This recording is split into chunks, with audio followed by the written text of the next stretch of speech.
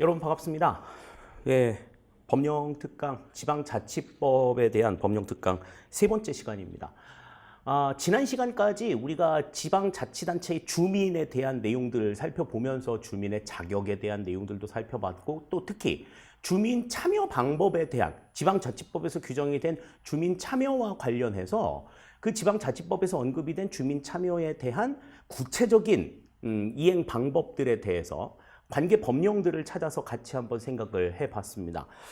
자, 이 시간에는 우리가 지방자치단체의 구성기관인 지방의회와 지방자치단체장에 대한 내용들 같이 한번 생각을 해볼게요. 지방의회의 구성은 어떻게 이루어지고 있고, 그리고 지방자치단체장은 어떻게 구성이 되어 있는가, 또 지방의회가 하는 일과 지방자치단체장이 하는 일은 어떻게 또 차이가 나는가에 대해서 우리가 하나하나씩 좀 생각을 해보도록 하겠습니다. 지방자치법 제39조의 내용부터 우리가 같이 한번 생각을 해볼 텐데요. 자, 우선 지방의회부터 살펴봅니다. 자, 지방의회는 뭐 여러분들 잘 아시겠지만 임기는 4년이에요. 4년의 임기를 거치고 있고, 다음에 이제 여기에서 이제 우리가 생각해야 될 것은 연임에 대한 제한이 없다. 그러니까 뭐 마음만 먹으면 뭐 구선 10선도 할 수 있는 거지. 국회의원 같은 경우에는 그 우리나라에 이제 10선 국회의원은 없었죠. 9선 국회의원이 이제 가장 많은데, 임기 4년에 9선이면 벌써 36년 동안 국회의원 생활을 했다라는 거잖아요. 대단한 일인데, 이 지방의회도 연임 제한은 존재하지 않습니다. 그래서 4년마다 계속해서 출마를 할 수가 있어요. 자, 그런데 이제 이 내용과 이제 더불어서 우리가 좀 기억해둬야 될, 이번에 좀 챙겨둬야 될 내용이 바로 이 두 번째 내용입니다. 이 두 번째 내용은 의원의 정책 지원 전문 인력에 대한 내용이 신설이 됐어요. 새롭게 신설이 됐는데, 국회의원들은 국회의원 정책 보좌관들이 있습니다. 정책 보좌관들이 있어서 그 정책 보좌관들이 이제 의정 활동과 관련된 여러 가지 자료들을 정리하고 또 분석하는 그러한 일들을 담당을 하죠. 그래서 여러분들 그 뭐 상임위원회에서 그 국회의원들이 막 뭐 자기가 막 다 아는 것처럼 막 이렇게 얘기하는 거, 그 자기가 전부 다 이렇게 모은 거 아니야. 그냥 이렇게 저기 보좌진들이 전부 다 이렇게 정리해가지고 의원님 이렇게 말씀하시면 됩니다. 그럼 그거 그냥 들고 가서 그냥 읽는 거거든요. 자, 그런데 지방의회 의원은 그런 사람들이 없었어. 그러니까 정책 보좌관이 없었던 거죠. 그런데 이번에 이제 지방자치법이 바뀌면서 그 정책 지원 전문 인력에 대한 근거 법령이 새롭게 신설이 됐습니다. 그래서 보시면 지방의회 의정 활동을 지원하기 위해서 지방의회 의원 정수의 2분의 1 범위, 그러니까 만약에 지방의회 의원의 정수가 만약에 50명이다. 그러면 거기에 2분의 1인 25명까지 25명의 범위에서 정책 지원 전문 인력을 채용할 수 있다.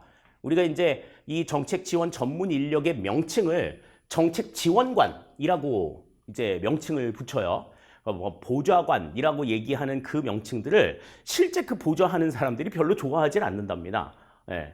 뭐 국회의원 보좌관들이야 이제 워낙 이제 오래됐고 그 보좌관이라고 하는 그 명칭 자체가 이제 거의 일반화되어 있기 때문에 그걸 바꾸는 건 좀 어렵지가 않을 텐데, 새롭게 이제 이 지방자치단체, 지방의회의 의정 활동을 지원하기 위한 정책 전문 인력을 우리는 정책 지원관이라고 얘기를 해요. 다소 생소한 명칭일 수 있습니다. 그러나 시험 문제에 만약에 언급이 된다라고 하면 정책 지원관이라고 하는 이름으로 나올 테니까 그 부분들은 좀 생각해 주시면 좋을 것 같고, 자, 이 정책 지원 전문 인력은 지방 공무원으로 보한다 그랬어요. 그러니까 지방 공무원인데, 우리가 이제 공직 분류 체계에서 나누어 놓은 공무원의 분류로 봤을 때는 이제 어디에 해당이 돼?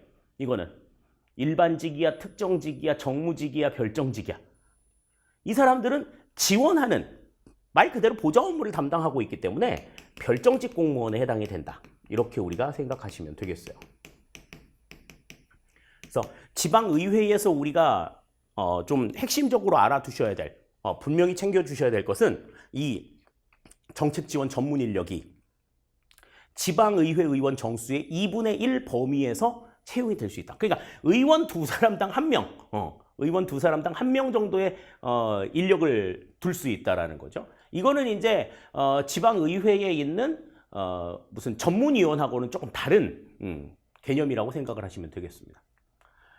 자, 그러면 이제 세 번째, 의원의 의무를 보죠. 의원들이 반드시 해야 될 것은 일단 공공의 이익을 우선해야 한다라고 하는 의무가 있고, 다음, 양심에 따라서 성실하게 직무 수행을 해야 된다. 성실한 직무 수행의 의미가 있고, 다음, 청렴의 의무와 품위 유지의 의무가 있습니다.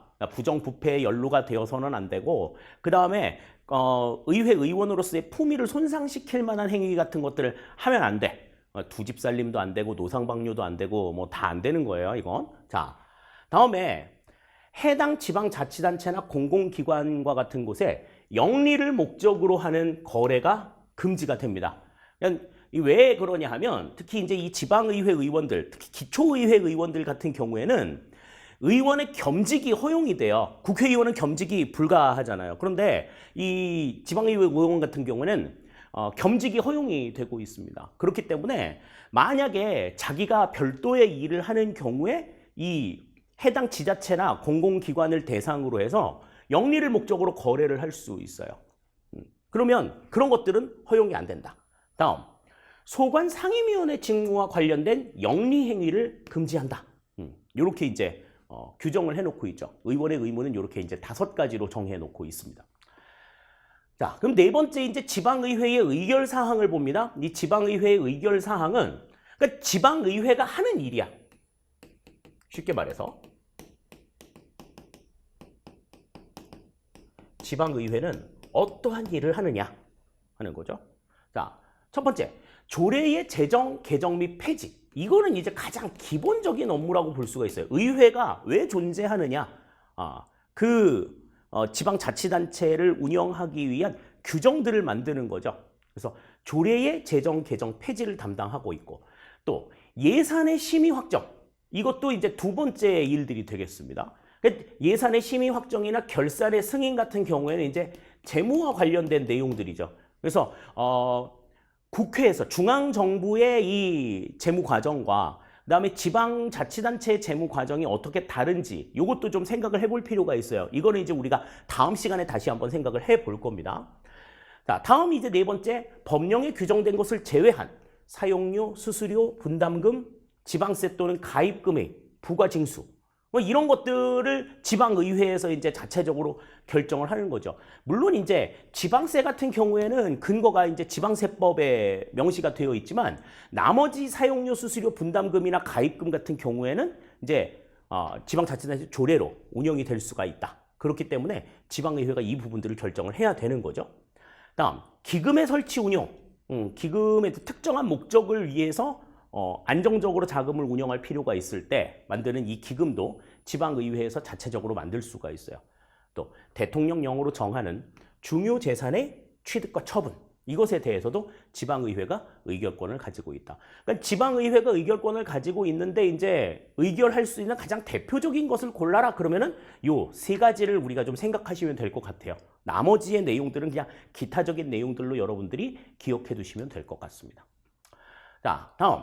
대통령령으로 정하는 공공시설의 설치와 처분, 또 법령과 조례에 규정한 것을 제외한 예산 외의 의무 부담이나 권리의 포기, 청원의 수리와 처리, 외국 지방자치단체의 교류 협력에 관한 사항, 이것도 이제 국제협력과 관련해가지고 우리가 뒤에서 한번 살펴볼 거예요. 이런 것들이 이제 지방의회가 결정이 되는 사항인데, 그러니까 중앙정부의 간섭이나 제약 없이 지방정부가 임의로 처리할 수 있는 것들은 이러한 내용들이 있다라고 하는 것 생각을 해두시면 되겠습니다.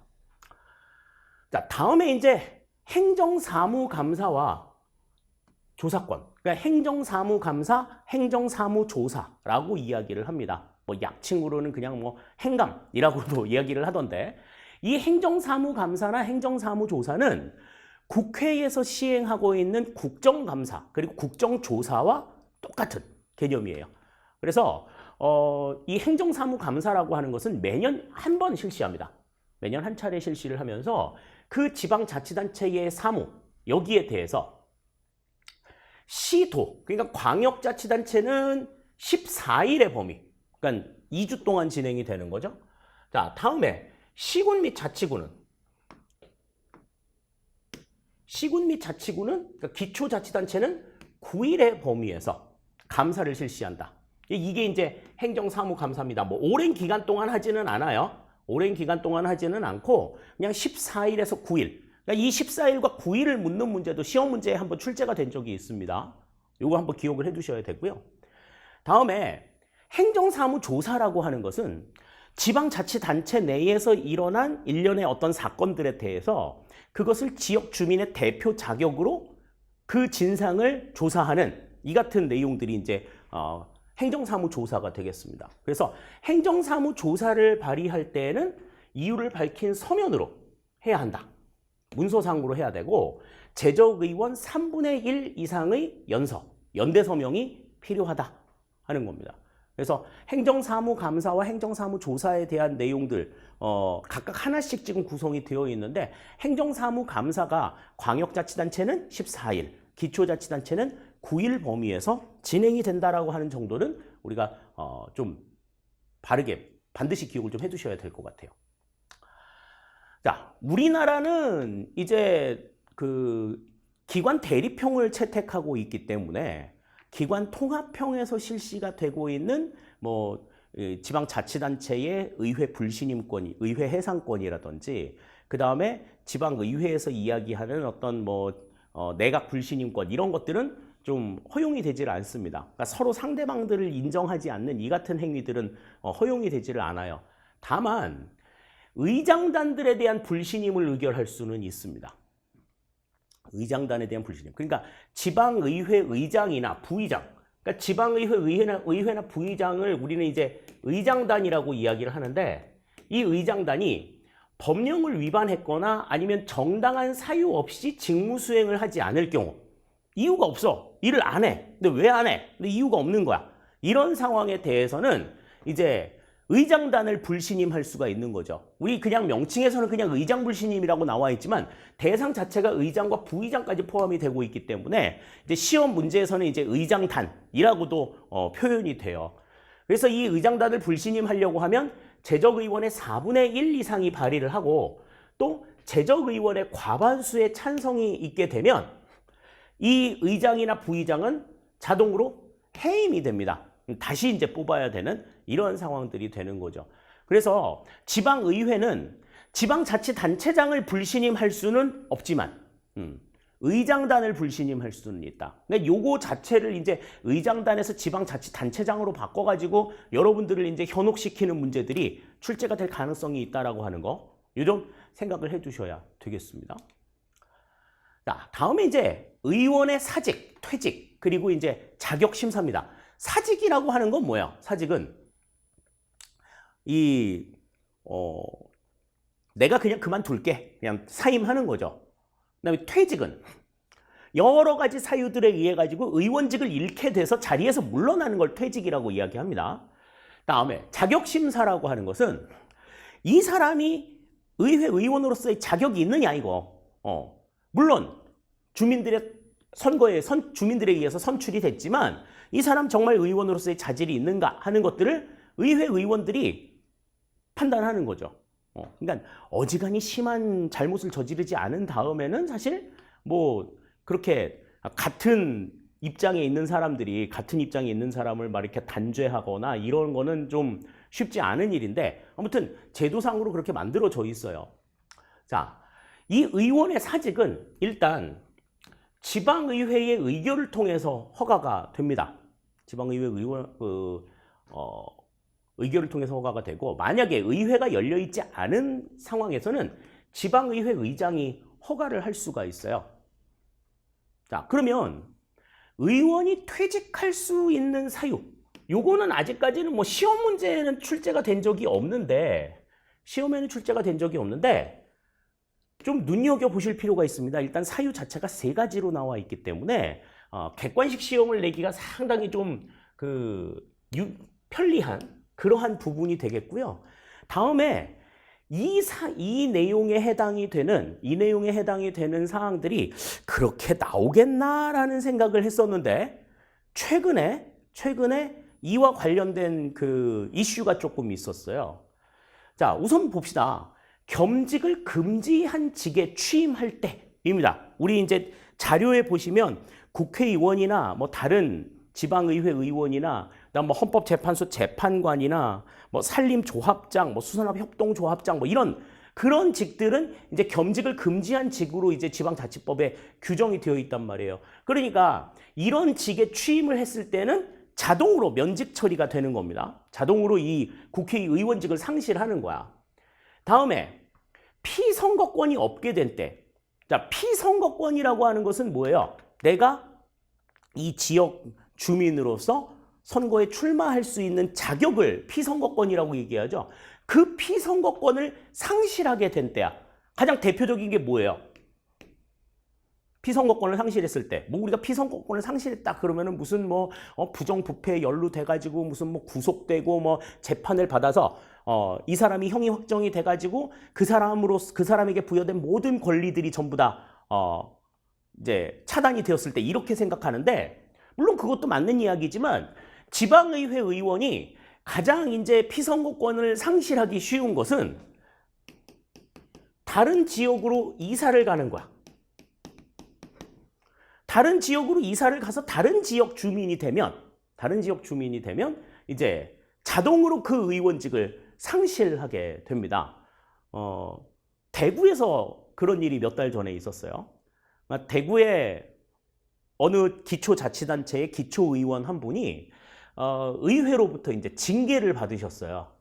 의회로부터 이제 출석 정지의 징계를 받으셨는데 그 출석 정지의 징계가 부당하다 해가지고 행정소송을 제기하십니다. 행정소송을 이제 접수해가지고 조사를 하던 과정에서 이 의원이 이제 자기가 소속이 되어 있는 지역구가 아닌 다른 지역구로 이사를 간 내용이 확인이 됐어.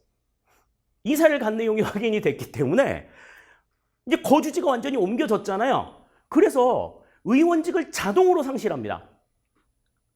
그래가지고 언론에도 보도가 됐었어요. 제가 그 기본 시간에 이 내용을 설명을 하면서 그때 그런 얘기 했었거든.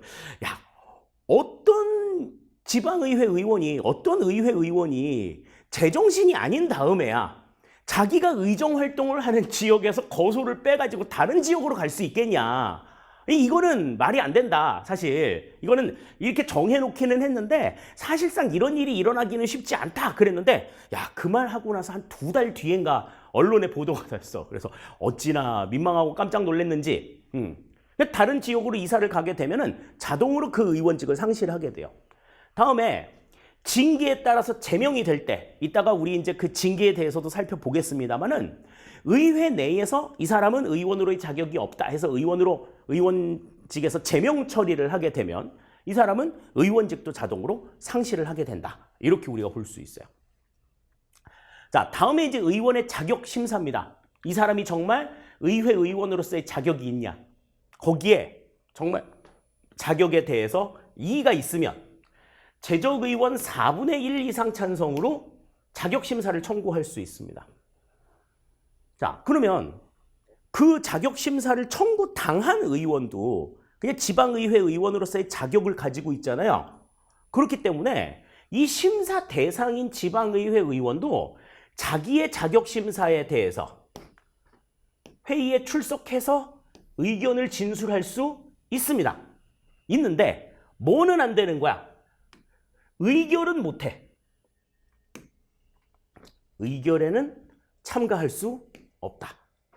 뭐 의결에 참가한다 그러면 그냥 이 사람은 무조건 안 된다고 얘기하겠지. 자기는 의원직 계속 유지하고 싶을 거 아니에요.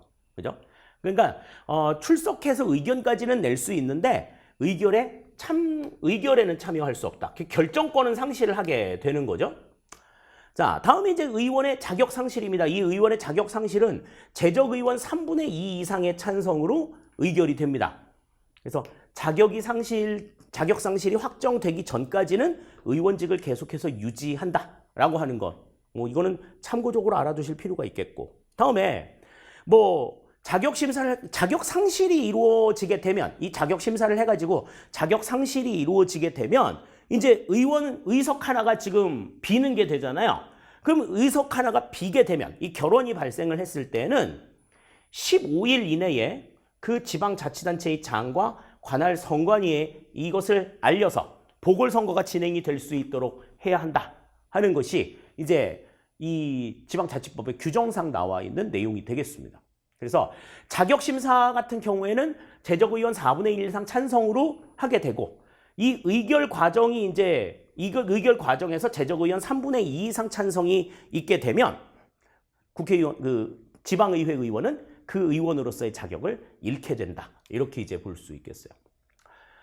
자, 다음 8번째 이제 의원의 징계입니다. 의원의 징계는 한 차례 시험에서 출제가 된 적도 있습니다. 그러니까 그 내용들을 좀 잘 알아두실 필요가 있어요. 일단 공개 회의에서 경고하는 일이에요. 경고라고 하는 건 그냥 회의석상에서 의장이 그 의원을 딱 지목해서 그 의원에게 경고한다. 너 조심해. 그냥 이렇게 어나운스 해주는 거죠.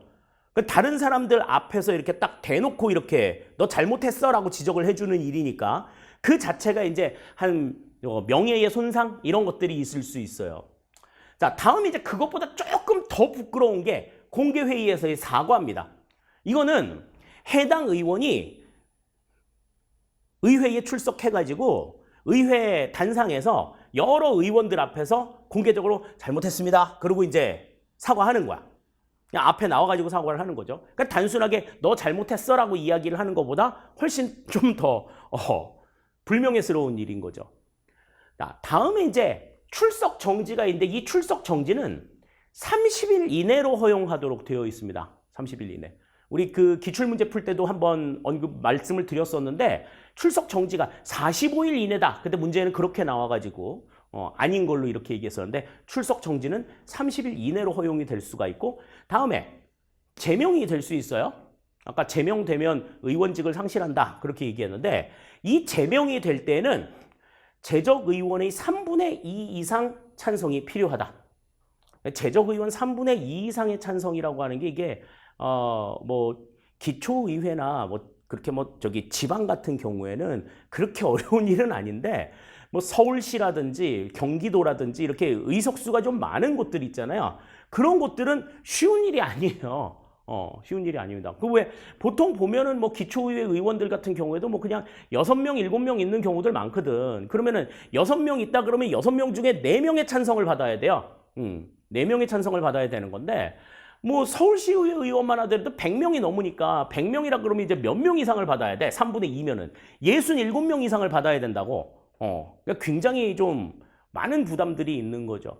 그러니까 제명이라는 걸 할 때는 좀 신중해야 된다라고 하는 것을 이야기해주고 있기도 합니다. 자, 이렇게 해서 이제 우리가 지방의회에 대한 내용들을 살펴봤어요. 자, 다음에 이제 우리가 봐야 될 것이 이제 지방자치단체의 장입니다.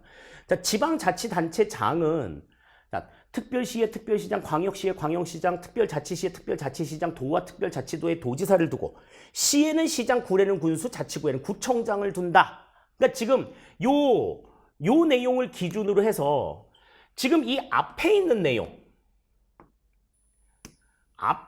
내용은 지금 광역자치단체를 이야기하는 거죠, 지금.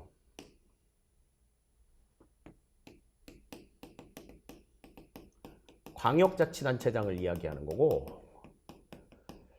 다음에 시에는 시장, 군에는 군수, 도에는 도지사, 아니 도에는 도지사는 자치구에는 구청장.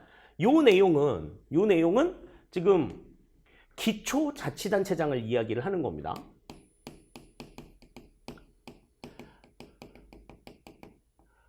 이 법령의 내용에는 그 의미를 보다 좀 분명하게 하기 위해서 간단하게 뭔가를 설명하는 것들은 없어. 다 이렇게 일일이 열거를 해놓고 있어요. 그러니까 우리가 이제 기초자치단체 그러면은 뭐 시군구 또는 뭐 시군 자치구 이렇게 이야기하는 게 그냥 일반적이고, 다음에 광역자치단체 그러면은 그냥 시도라고 이야기한단 말이죠. 그러니까 법령 안에서 시도 그러면은 광역자치단체, 시군 및 자치구 또는 뭐 시군구 그러면은 이거는 기초자치단체구나 이렇게 이제 생각을 하시면 되겠습니다. 자, 지방자치단체장도 임기는 4년이에요. 임기는 4년인데 지방의회 의원과 다른 점은 계속 재임이 3기에 한정이 되어 있다 하는 겁니다. 자, 여기서 말하는 이 계속 재임이라는 게 뭐예요?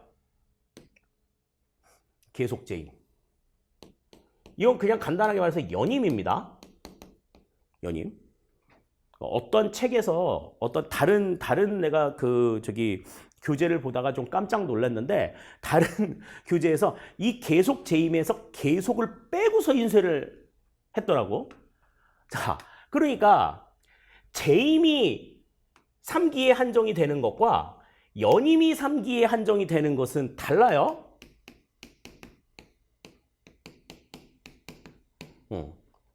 재임과 연임은 이거는 분명히 다른 개념입니다.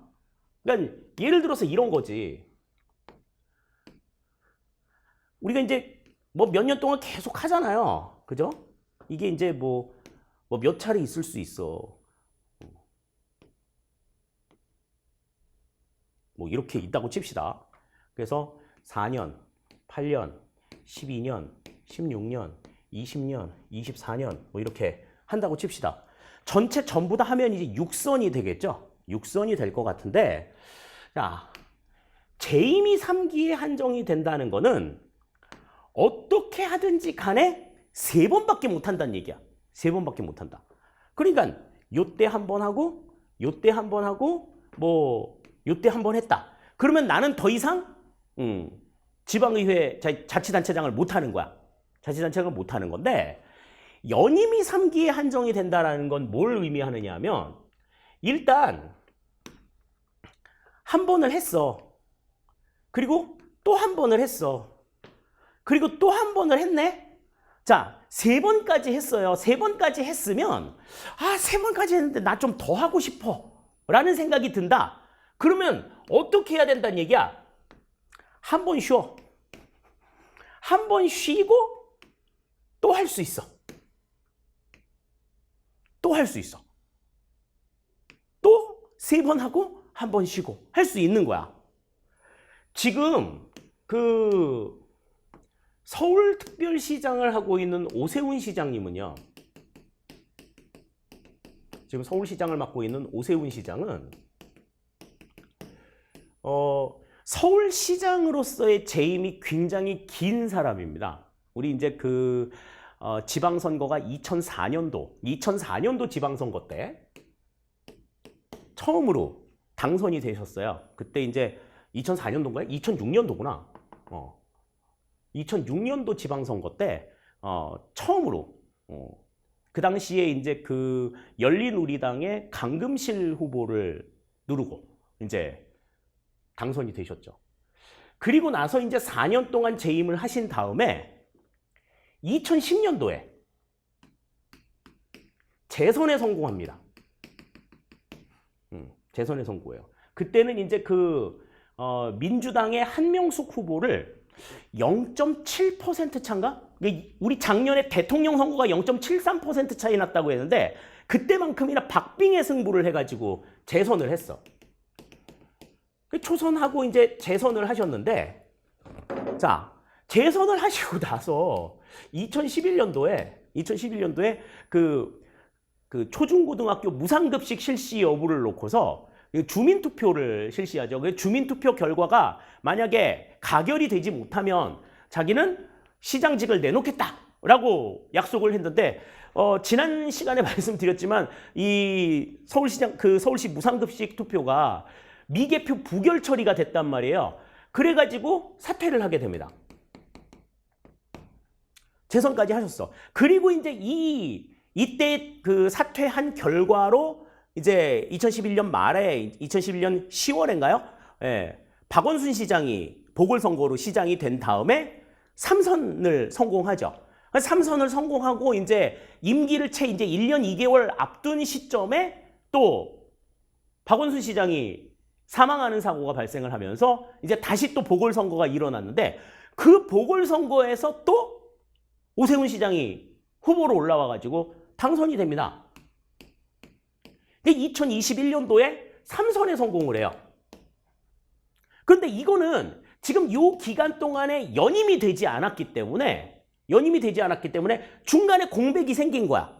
중간에 공백이 생긴 거죠. 그러니까 지금 여기까지는 연임이 인정이 되는데 여기부터 여기까지는 연임이 인정이 안 된 거지. 그리고 나서 어떻게 이듬해 지방선거, 작년에 지방선거에서 4선에 성공합니다. 요건 이제 연임에 인정이 되겠죠? 그러면 지금 오세훈 시장 같은 경우는 어때? 2026년에 있는 선거에 5선 도전이 가능합니다. 그러면 이제 3선이 되는 거잖아. 5선 도전까지 가능한데 물론 이제 그분이 5선까지 도전을 하실까? 뭐 이거에 대해서는 뭐 얘기들이 되게 많아요. 그건 이제 그분한테 맡길 문제고 일단은 지금 공식적으로는 이 5선까지 가능하다. 지금 지방자치제가 부활이 된 이후로 지방자치단체장이 4선에 성공을 한 케이스는 없었어. 4선에 성공한 케이스는 없었는데 이 4선에 성공한 케이스가 이렇게 이 오세훈 시장이 지금 최초라는 거죠. 지금 그게 뭐 때문에 가능한 거야? 연임이 3기에 가능하다라고 하는 거죠. 연임이 3기에 가능한 건 연속 재임만 3번 연속했다라고 하면 연속 재임은 그 이상은 허용하지 않는다. 그러면 다시 하려고 하면 한 번 쉬고 또 하면 돼. 그런데 그냥 재임이 3기다라고 하면은 어떠한 방식으로든지 3번만 했다라고 하면 그 다음엔 출마 자격 자체가 주어지지 않는 거다. 그러니까 이 재임과 연임의 차이 분명히 좀 기억해 두셔야 돼요. 그냥 계속 재임이라고 하면 조금 헷갈릴 수 있으니 그냥 연임은 3기에 한정된다. 이렇게 그냥 생각해 두시면 우리가 더 간단한 문제일 것 같습니다. 자, 다음에 이제 지방자치단체장의 사임은 지방의회 의장에게 미리 사임일을 적은 서면으로 통지를 한다. 그러니까 서면으로 통지를 한다는 거는 이제 직접 내가 그 종이장을 의회 의장한테 제출을 할 수도 있고 그 다음에 뭐 우편으로 보낼 수도 있고 팩스로도 보낼 수 있고 여러 가지 방법들이 있을 수 있어요. 중요한 건 문서상으로 통지를 해야 된다라는 거죠. 그냥 뭐 전화로 통지한다든지 카톡으로 통지한다든지 이거 안 돼. 낼 수가 없습니다. 자, 다음에 이제 지방자치단체장의 퇴직이에요. 이 지방자치단체 퇴직은 지방자치단체장이 겸직할 수 없는 직에 취임할 때입니다. 이건 지방의회 의원이랑 똑같죠? 지방의회 의원과 마찬가지로 겸직할 수 없는 직에 취임하게 됐을 때 그때 이제 퇴직하게 되는 거고 또 피선거권이 없게 될 때입니다. 이 피선거권이 없게 될 때는 이제 뭐 지방자치단체가 합쳐져 가지고 기존의 지방자치단체가 없어졌다라든지 아니면 또 아까 얘기한 대로 뭐 다른 지역으로 이사를 갔다든지 뭐 이런 상황으로 해서 뭐 주민등록을 이전했을 때 이게 이제 이사 갔을 때지.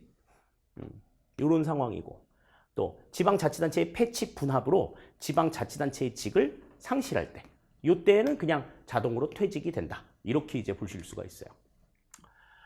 자, 다음이 이제 지방자치단체의 부단체장입니다. 지방자치단체의 부단체장은 이제 시는 부시장, 도는 부지사, 그 다음 구는 부군수, 그 다음 구는 부구청장이 있어요. 그래서 이 부단체장들이 이제 만약에 지방자치단체장이 뭐 거리가 된다든지 그러면 직무 대행도 하기도 하고 또 그 업무를 이제 보조하는 역할들을 하는데 자, 일단 특별시의 부시장은 3명을 넘지 않는 범위 내에서 대통령령으로 정한다. 그러니까 3명까지 정할 수가 있고 나머지 광역시와 특별자치시의 부시장이나 특별자치도의 부지사 같은 경우에는 2명까지 임명을 할 수가 있습니다. 보통 이제 정무부지사와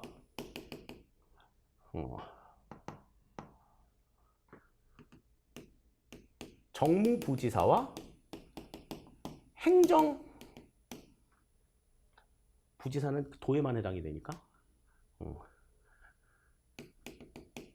정무부단체장과 행정부단체장으로 나뉘죠.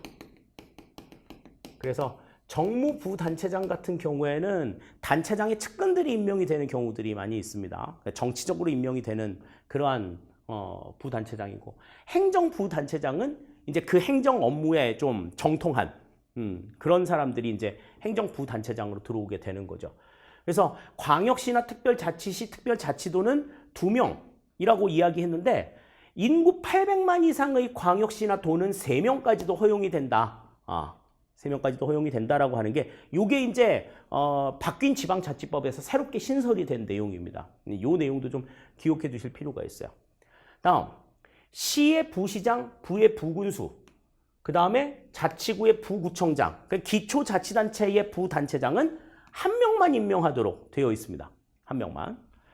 자, 다음에 이제 네 번째의 내용이 우리가 기본 시간에도 상당히 많이 말씀드렸던 내용으로 상당히 좀 중요한 내용인데, 자, 특별시, 광역시 및 특별자치시의 부시장, 그러니까 광역자치단체의 부시장, 부단체장, 도와 특별자치도의 부지사, 그러니까 광역자치단체의 부단체장은,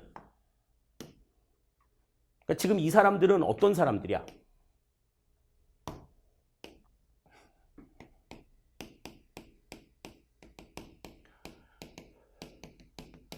광역자치단체의 부단체장은 정무직 또는 일반직 국가공무원으로 보하도록 되어 있다. 여기서 강조가 되어야 될 것은 이 국가공무원이에요. 국가공무원으로 보할, 정무직이나 일반직 국가공무원으로 보할 수 있기 때문에 이 광역자치단체 부단체장의 경우에는 뭐가 가능해?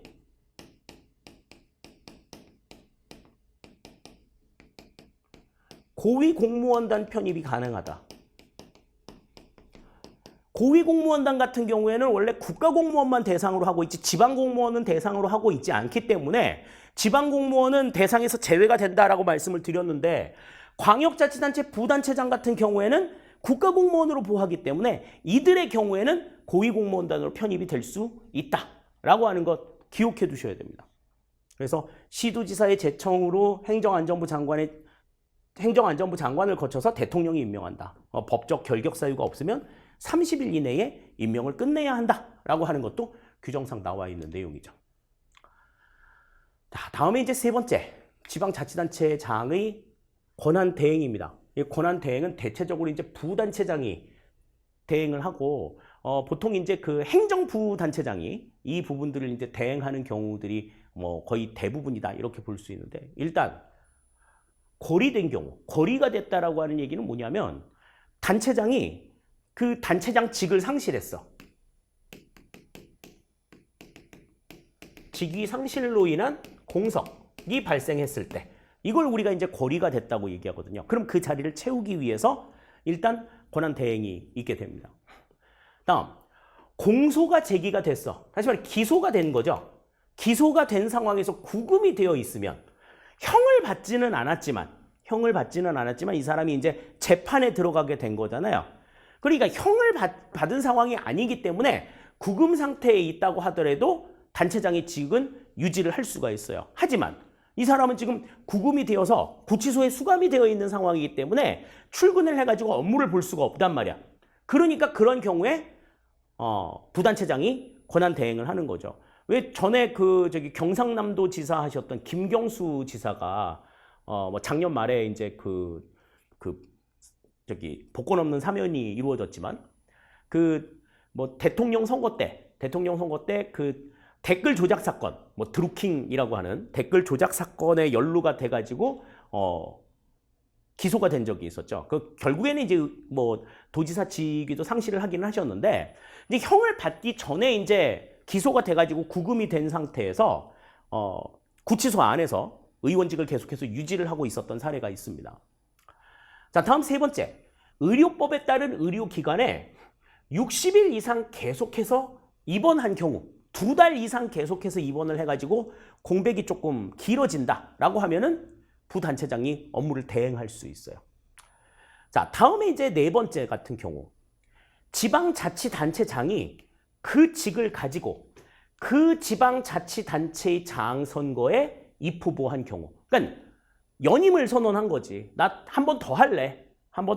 그래서 한 번 더 선거에 출마하게 된 때에는 예비 후보자나 후보자로 등록한 날부터 선거일까지 직무가 정지가 됩니다. 직무가 정지가 되면 그 맡은 직무를 부단체장이 대행하도록 하고 있어요. 그래서 보통 이제 그 현직 그 단체장이 다시 이제 연임을 할 때에는 재임 선거에 다시 출마하겠다라고 할 때는 예비 후보자로 등록하지는 않아. 예비 후보자로 등록하지는 않고 후보자 등록 기일 마지막 날에 이제 등록을 하게 됩니다.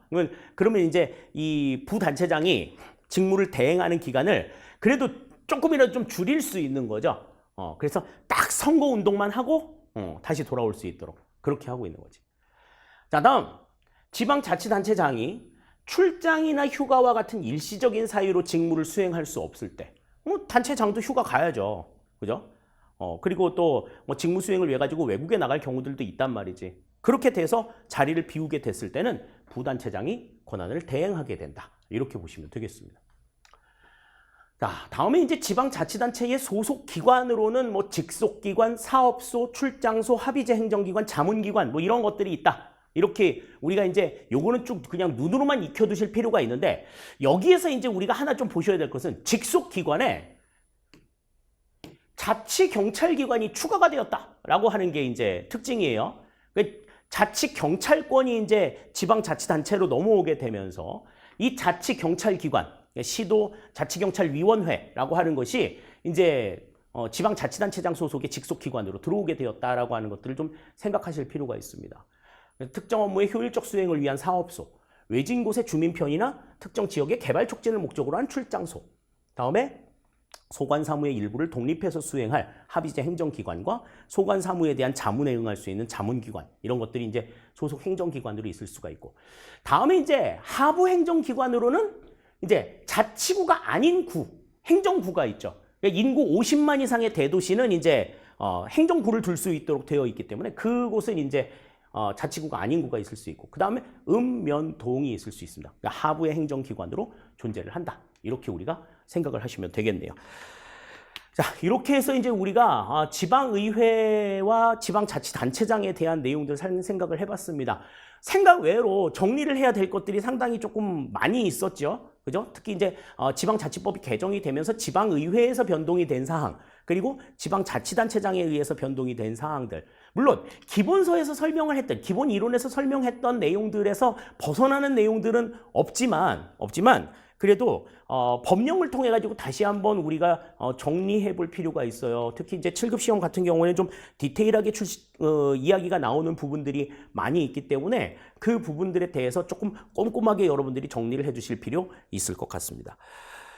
네, 이제 다음 시간, 이제 지방자치법 특강의 마지막 시간이 되겠습니다. 다음 시간에는 지방자치단체의 재무와 관련된 내용부터 같이 한번 생각을 해보도록 할게요. 재정 운영이 어떻게 이루어지는지에 대한 내용들, 그리고 예산 과정이 어떻게 이루어지는지 이 부분들 같이 한번 생각을 해보고, 그다음에 뭐 국가와 지방자치단체 간의 관계라든지, 그다음에 뭐 아까도 나왔었던 지방자치단체의 교류와 협력에 대한 내용들, 그리고 이제 마지막으로 봐야 될 것이 이제 지방자치단체 중에 일부 지방자치단체에 대한 특례가 적용이 되고 있는 케이스들, 그리고 이제 특별지방자치단체에 대한 내용들, 이 내용들을 이제 순차적으로 보게 되면 이제 전체적으로 우리 이제 지방자치법에 대한 내용들은 마무리가 되겠습니다. 다음 시간에 그 부분들 같이 생각을 하면서 지방자치법에 대한 내용들 마무리를 짓도록 하죠.